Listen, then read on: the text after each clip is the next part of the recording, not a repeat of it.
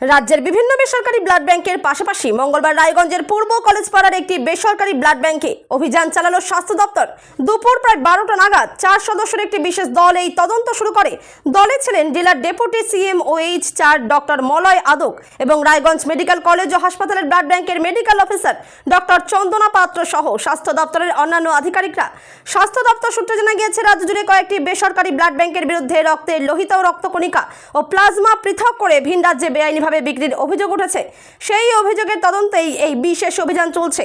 রায়গঞ্জের পাশাপাশি রাজ্যের আরও কয়েকটি বেসরকারি ব্লাড ব্যাংকেও একযোগে তল্লাশি চালানো হচ্ছে।